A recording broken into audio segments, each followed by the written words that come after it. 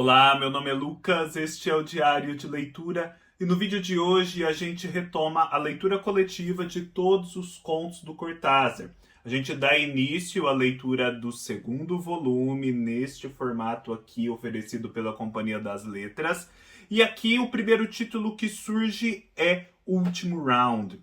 Problema: Último Round não se resume aos 3 contos que estão nessa coletânea, justamente porque ele é algo muito maior.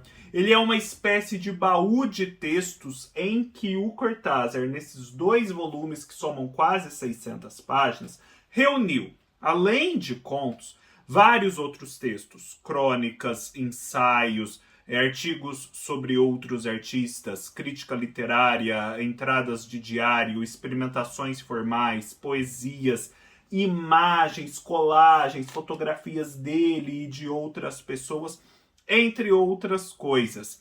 De modo que quem organizou essa coletânea não entendeu necessário trazer tudo o que está aqui para dentro da coletânea. Afinal de contas, apenas 3 dos textos são inequivocamente contos. Há outros textos, sim, que a gente poderia considerar contos, mas muito poucos. A maioria, de fato, não é conto, ou é crônica, ou algum dos outros gêneros que eu mencionei. Porém, para trazer para vocês uma compreensão melhor a respeito da obra, eu preferi ler esses 2 volumes, esse foi inclusive um dos motivos do atraso aí do cronograma do projeto, e trazer essas informações. E eu gostei bastante, porque a reunião que está aqui é muito interessante, os textos individualmente, e a gente não pode se esquecer que o Cortázar tem toda uma intencionalidade formal por trás. Ou seja, se ele reúne textos muito diferentes sob o mesmo título, Último Round, é porque ele quer fazer, através desse exercício aí de justaposição, com que a gente vai estabelecendo conexões improváveis entre os diversos gêneros, os conteúdos diversos que estão aqui, e aí criando uma coisa nova. Eu pontuo aqui no início que vou fazer um vídeo exclusivo para o tomo 1 e outro vídeo exclusivo para o tomo 2, porque eu acredito que dessa forma eu consigo tratar com maior tranquilidade de todos os textos que eu considerei interessantes. E aqui no tomo 1, o primeiro texto que eu destaco é um chamado As Testemunhas, e esse sim poderia até ser considerado um conto, em que o narrador, ou o próprio Cortázar, vai saber, relata ter visto no seu escritório uma mosca que voa de costas. Ele vê esse acontecimento insólito, fica super intrigado e chama ali um amigo para testemunhá-lo.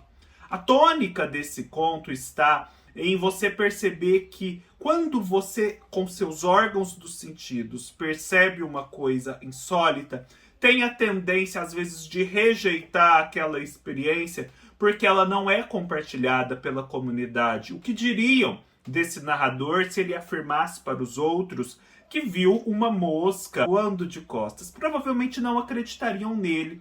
E às vezes, justamente por conta desse condicionamento social, ele nega a sua própria percepção e passa a afirmar para si mesmo que não estava enxergando a mosca que de fato voava de costas. Isso é uma chave de leitura importantíssima para a criação literária e a visão de mundo do Cortázar, que é justamente essa abertura para outras percepções que não as que cotidianamente temos.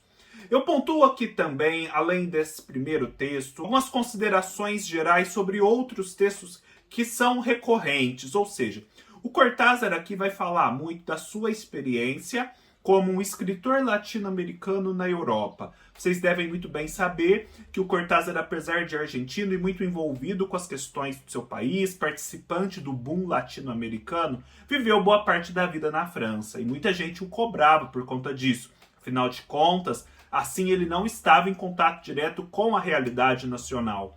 E ele sempre teve que dar explicações a respeito disso. Isso aparece aqui, isso vai aparecer no tomo 2 também, até com mais força. E vai aparecer também sob a forma da sua experiência na França fora dessa problemática, ou seja, o que ele via lá, como ele transitava pelo país, as estadias que ele tinha na sua casa de verão em Saigon, acho que é assim que se pronuncia, onde se passam vários relatos. Isso vai estar bem presente aqui. Outra coisa que vai estar presente são as revoltas estudantis, o movimento estudantil que eclode ali em maio de 68. Este é um livro de 69. E o Cortázar fica muito engajado ali com a força daquele movimento, com as reivindicações que são feitas. Isso vai aparecer sobretudo nas poesias do Cortázar que estão nesse livro. Outro texto muito interessante que merece uma atenção especial, até porque ele está aqui neste livro, mas no final, é um texto intitulado O Conto Breve e Seus Arredores, em que o Cortázar vai analisar essa questão da criação literária e principalmente do conto curto, a partir de um preceito do Horácio Quiroga. O Horácio Quiroga é um escritor argentino que tem um texto chamado Decálogo do Contista Perfeito, ou algo do tipo. Eu até tenho esse texto aqui. E no 10º preceito ele diz assim: imagine que o relato só tivesse interesse para o pequeno ambiente de seus personagens, dos quais você poderia ter sido um. É a única maneira de obter a vida no conto. O que o Cortázar vai explorar aqui é o que ele chama da esfericidade do conto, ou seja, ele vê o conto não como algo que o criador ou o demiurgo vai lá e externamente cria, como quem modela uma esfera na argila, né? O criador está do lado de fora e a argila e o seu interior são um objeto diferente dele. Ele acredita que o conto funcione mais como uma expiação, um exorcismo, algo que vem de dentro e que nasce organicamente. É como se o autor do conto fosse ele próprio um personagem e estivesse dentro daquela situação de vida que exige que o conto seja criado. E a partir dali ele vai abrindo um movimento do interior para o exterior e fazendo essa criação literária, de modo que ela é muito orgânica, ela é muito coerente, coesa, pouco sobra, tudo ali é necessário para alcançar o efeito que o conto busca. Cortázar diz assim, partindo da leitura desse 10º preceito do Horácio Quiroga: a noção de pequeno ambiente dá seu sentido mais profundo a este conselho, ao definir a forma fechada do conto, o que em outra ocasião chamei de sua esfericidade. Mas a esta noção une-se outra igualmente significativa, a de que o narrador poderia ter sido um dos personagens, ou seja, a situação narrativa em si deve nascer e se dar dentro da esfera, trabalhando do interior para o exterior, sem que os limites do relato sejam traçados como quem modela uma esfera de argila. Depois ele prossegue na página 62. Sabendo que quando escrevo um conto, procuro instintivamente que seja de algum modo alheio a mim, enquanto demiurgo, que viva com uma vida independente e que o leitor tenha ou possa ter a sensação de que, de certa maneira, está lendo algo que nasceu por si mesmo, em si mesmo e até de si mesmo, em todo caso com a mediação, mas jamais com a presença manifesta do demiurgo. E aí ele vai falar do que ele considera exorcismo, que é a forma como ele escreve o conto, principalmente o conto curto, e a cozinha literária, que é justamente quando o criador literário vai lá, junta vários ingredientes conhecidos e executa uma receita muito provavelmente também conhecida. Tudo de modo a que os ingredientes e a receita sejam externos a ele. E ele vai falar também de vários outros contistas, como o Poe. Ele vai falar mais ao final sobre o conto fantástico em específico, vai fazer algumas considerações super importantes, porque vários dos contos do Cortázar, a gente já viu, podem ser associados ao gênero fantástico. E aqui na página 73 ele vai usar uma outra imagem, né? A imagem de um novelo. Mas aconteceu como tudo o que veio antes, como um novelo que se desenrola à medida que puxamos. Na verdade, em meus contos não há o menor mérito literário, o menor esforço. Se algum deles se salvam do esquecimento, é porque fui capaz de receber e transmitir, sem muitas perdas, essas latências de uma psique profunda.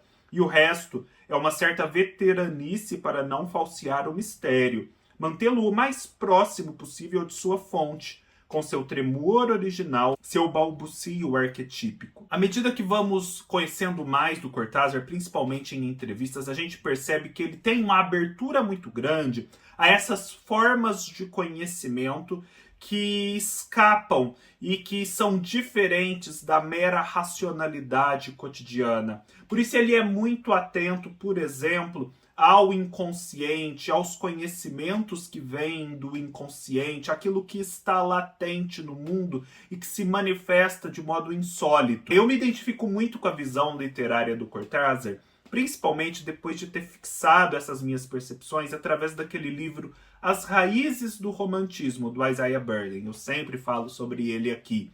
Tem até um vídeo aqui no canal. Porque os românticos tinham justamente essa visão, né, de latências que às vezes se manifestam na obra literária, mesmo sem antes ter passado pelo campo consciente do criador. Um outro texto que merece ser mencionado, esse é um relato de viagem do Cortázar, é o texto Turismo Aconselhável, em que ele faz uma viagem à Índia, especialmente Calcutá. Quem já viu vídeos ou imagens da Índia moderna sabe o quanto aquilo é caótico, principalmente no ambiente urbano.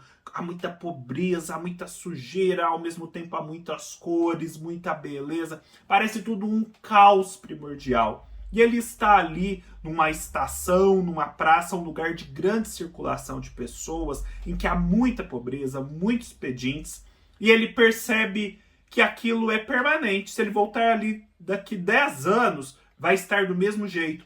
E ele forma uma imagem de inferno a partir disso, do que seria o inferno, que eu achei muito interessante. Está na página 144. O inferno é esse lugar onde as vociferações e os jogos e os prantos acontecem como se não acontecessem.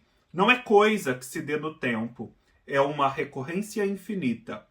A Howard Station em Calcutá, qualquer dia de qualquer mês, de qualquer ano que você tiver vontade de vê-la, é agora enquanto você lê isto, agora e aqui. Isto que acontece e que você, quer dizer eu, vimos. Algo verdadeiramente pitoresco e inesquecível. E ele faz uma ironia, né, com os guias de viagem que relatam e retratam uma situação desse tipo como algo pitoresco.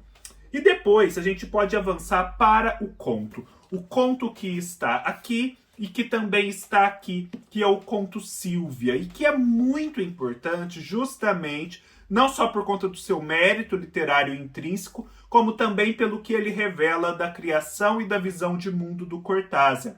A gente tem aqui o Fernando, que é um adulto, que no momento em que vai conviver com alguns outros amigos, também eles adultos, mas que têm crianças, filhos, percebe que entre as crianças está uma jovem, já indo para a idade adulta, chamada Sílvia, que é muito bonita e que atrai na hora o olhar dele. Só que essa Sílvia fica ali, no mundo das crianças, e não interage muito com o mundo dos adultos. E a gente vai ali percebendo ao longo do conto que as crianças interagem com a Sílvia, que o Fernando a vê interagindo com as crianças, mas que os adultos, na verdade, não interagem com Sílvia e, na verdade, nem creem que Sílvia exista. Eles acreditam que Sílvia é uma amiga imaginária criada pela mente fértil ali dos seus filhos. Mas o Fernando vai ficando intrigado, porque ele vê da mesma forma que as crianças. E progressivamente ele vai se aproximando das crianças, começa a conversar com elas a respeito de Sílvia e até a se aproximar da própria Sílvia. Até que, ao final, a realidade dos adultos vai se impondo e ele já não consegue mais acessar Sílvia, aquela figura. O que a gente tem aqui é a experiência compartilhada de um adulto com a experiência das crianças, que é capaz de ver coisas que os adultos convencionais, diferentes de Fernando, não conseguem. E aí a gente tem mais uma vez o Cortázar falando dessas formas de percepção que são diferentes das convencionais, das cotidianas. E nesse livrinho aqui de entrevistas que eu estou mostrando para vocês, principalmente, ele vai fazer algumas considerações muito importantes sobre essa sua relação com o universo infantil. Está aqui entre as páginas 49 e 50. Eu vou ler apenas um pequeno trechinho para que vocês possam ter essa noção, porque é muito importante para a compreensão da obra do Cortázar. Nunca fui incrédulo. Podia aceitar as coisas mais absurdas que me contavam, o que fazia com que às vezes fosse bobo. No dia a dia não era tão bobo e não me vendia um gato por lebre. Essas mentiras grosseiras que os adultos insistem em dizer para as crianças não funcionavam comigo. Mas o verdadeiramente fantástico, isso sim. Não tinha a menor dúvida de que era uma coisa aceitável, viável e que podia acontecer a qualquer momento.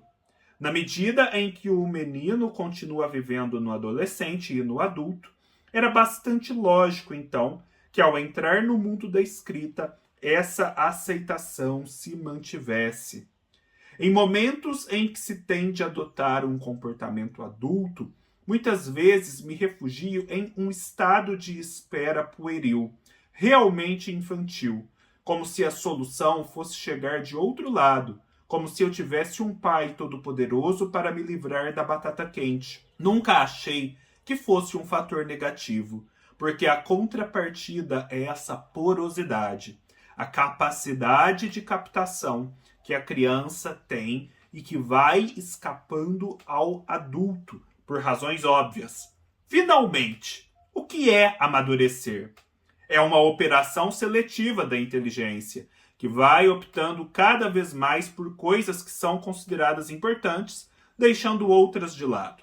Para o adulto, deixa de ser importante brincar de amarelinha e passa a ser importante pagar o aluguel. A criança, no mais das vezes, nem sabe o que é aluguel e brinca de amarelinha como se fosse algo muito importante. E aqui a gente tem outro pulo do gato, que é o Cortázar falando sobre jogos. O jogo para o Cortázar é extremamente importante, porque ele vê nessa brincadeira, nesse sistema com regras e valores próprios, um mundo que merece ser observado e que tem muito a ensinar ao mundo externo. E aí ele constrói, por exemplo, o jogo da amarelinha, justamente como um jogo, tendo os capítulos prescindíveis, os imprescindíveis, e a possibilidade de você brincar como num Lego, de montar aquela história de diferentes formas. Isso tudo é o processo do Cortázar de se abrir para formas de percepção diferentes das usuais, para poder dizer coisas que as formas usuais não estão conseguindo dizer. É isso, pessoal. Espero que tenham gostado. No próximo vídeo a gente comenta o tomo 2 com os outros 2 contos que estão lá na coletânea da Companhia das Letras. Espero vocês por lá. Se gostaram, deem um like, deixem seus comentários, se inscrevam no canal, sigam-me nas minhas outras redes sociais, apoiem-me no Apoie-se, compre pelos links da Amazon e me ajudem. E nos vemos numa próxima oportunidade. Até mais.